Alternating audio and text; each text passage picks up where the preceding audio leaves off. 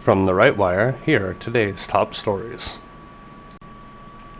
Number 1, U.S. Central Command says forces shot down 4 Iranian one-way attack drones launched toward the Strait of Hormuz, then struck Iranian coastal radar straits on Qeshm Island and Gorak to head off the next wave. That's not a border skirmish, it's a warning shot at Iran's throat. The strait moves 20% of the world's oil, and Iran wants chaos there. The message back is simple: not on our watch. Watch the region close. This was never about territory, it's about who controls the flow of energy.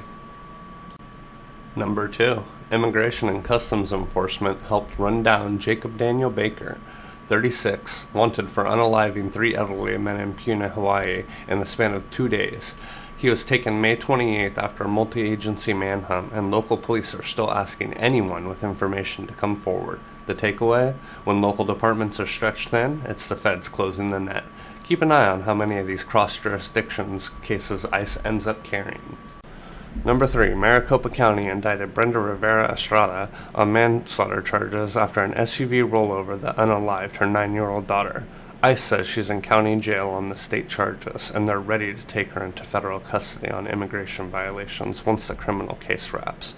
This is how overlapping state and federal jurisdiction actually plays out. One case, 2 systems, and the immigration piece waiting in the wings, worth following as it moves. Number 4, FBI Director Kash Patel put out a blunt warning to anyone selling out the country. If you betray this country, we will find you, and you will face justice. No hedging, no lawyer speak, just a line in the sand. Whatever you make of the Bureau's recent track record, that's the kind of plain talk people have wanted to hear from it for years. The real test is follow through. Watch whether it actually lands on the people who've earned it. Number 5, President Trump is touting the latest numbers. Job gains he calls fantastic. Factories and plants going up, he says, at a pace the country has never seen. And Iran, in his words, going quite well. Expect the press to spend the week trying to muddy all 3. Manufacturing momentum and a calmer line with Iran are exactly the story's legacy outlets bury when they cut against the narrative.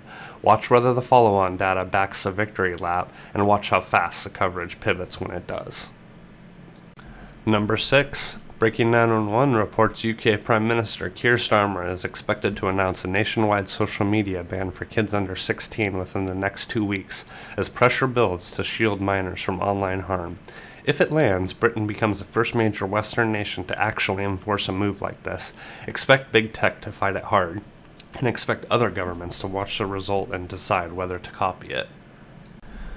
Number 7, the Vigilant Fox reports small towns are actually beating those massive AI data centers, but only the ones that move early. They're using local zoning, noise limits, and environmental rules to stall permits. The boring levers nobody mentions until the bulldozers show up.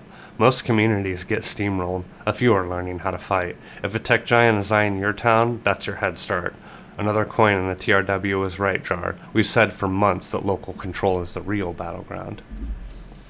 Number 8, Bill Maher on his show Friday night called out Senator Chris Murphy to his face. Murphy claimed Trump is hijacking 60 Minutes, using regulatory power to punish opponents, that CBS is now completely MAGA. Maher didn't buy it. He said if you weren't reading the media chatter, he'd never notice a difference in the show's coverage. Murphy fell back on the line that embarrassing stories are being buried. Maher pointed out he still sees plenty of segments unfavorable to the president. Simple point, big tell. The side screaming censorship is the one that spent years policing the narrative. Number 9, J.D. Vance gave a rare, personal tribute to Charlie Kirk in his new book, saying Kirk had a profound impact on him both in life and after his death. In an excerpt, Vance admits it was hard to write. This isn't a name drop. When the sitting president puts Kirk's influence in print, it's a signal that the movement Kirk built outside the legacy gatekeepers is outlasting the man himself. They wanted him erased. Instead, his network is being carried at the highest level in the country. Number 10, and to close it out, Breaking 911 reports robot dogs will patrol and secure FIFA's broadcast center during the World Cup, backing up human security with staff protection and facility monitoring. Sounds tame? It isn't. AI and robotics aren't coming. They're already doing the dirty work, the dangerous work, and now the security work.